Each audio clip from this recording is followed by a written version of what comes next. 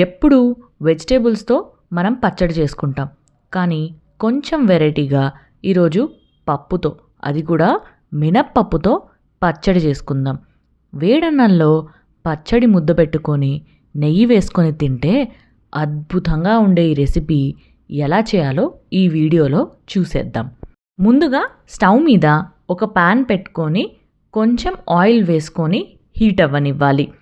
Oil heat అయిన తర్వాత ఒక కప్పు మినప్పప్పు వేసుకొని వేయించుకోవాలి. మినప్పప్పు రంగు మారి మంచి సువాసన వచ్చేదాకా వేయించుకోవాలి. మినప్పప్పు ఈ మాత్రం రంగు వచ్చిన తర్వాత కొద్దిగా ధనియాలు కూడా వేసుకోవాలి. అలాగే ఒక స్పూన్ జీలకర్ర కూడా వేసుకోవాలి. రెండు కూడా మినపప్పుతో పాటు కలిపి వేయించుకోవాలి. 2 నిమిషాల తర్వాత స్టవ్ ఆఫ్ చేసుకొని మిక్సీ జార్లోకి తీసుకొని చల్లారనివ్వాలి. ఇప్పుడు అదే ప్యాన్లో 15 నుంచి 20 ఎండుమిర్చిని వేసుకోవాలి. ఎండుమిర్చి రంగు మారేదాకా వేయించుకోవాలి.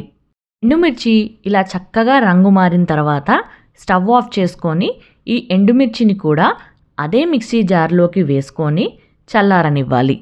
ఇదంతా చల్లారిన తర్వాత ఇప్పుడు ఈ మిక్సీ జార్లో 5 వెల్లుల్లి రెబ్బలు, రుచికి సరిపడా ఉప్పు, అలాగే నానపెట్టుకున్న చింతపండు కూడా వేసుకోవాలి. మొత్తం అంతా కలిపి మిక్సీ పట్టుకోవాలి. ఇలా పౌడర్ లాగా అయిన తర్వాత కొంచెం వాటర్ యాడ్ చేసి మళ్ళీ మిక్సీ పట్టాలి. మిక్సీ పట్టిన పచ్చడినంతా ఇలా ఒక బౌల్లోకి తీసేసుకోవాలి.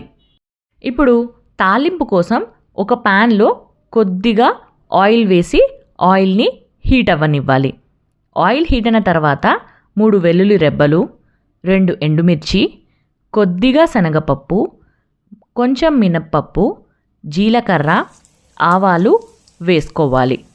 తర్వాత చిటికెడు ఇంగువ, కొద్దిగా మెంతుపొడి కూడా వేసి ఒక 10 సెకండ్ల పాటు వేయించుకోవాలి. ఆ తర్వాత కరివేపాకు కూడా వేసుకోవాలి. ఈ తాలింపుని మన పచ్చడిలోకి యాడ్ చేసేసుకోవాలి. అంతే, మన మినపప్పు పచ్చడి రెడీ అయిపోయినట్టే. మినపప్పుకి జిగురు కొంచెం ఎక్కువ ఉంటుంది కాబట్టి పచ్చడి తొందరగా గట్టిపడిపోతుంది.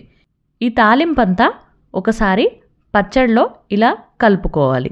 అంతే, మన మినప్పప్పు పచ్చడి రెడీ అయిపోయింది. ఈ వేడి అన్నంలోకి ఇలా పచ్చడి ముద్ద పెట్టుకొని కాస్త నెయ్యి వేసుకొని కలుపుకొని తింటే చాలా చాలా రుచిగా ఉంటుంది. మీరు కూడా ఈ పచ్చడిని ఒకసారి ట్రై చేసి ఎలా ఉందో కమెంట్ చేసేయండి. మీకు మా రెసిపీస్ నచ్చినట్టయితే లైక్, షేర్, సబ్స్క్రైబ్ చేయండి. మరికొన్ని మంచి మంచి సింపుల్ రెసిపీస్తో మీ ముందుకు వస్తాం. అంతవరకు బాయ్ మరి.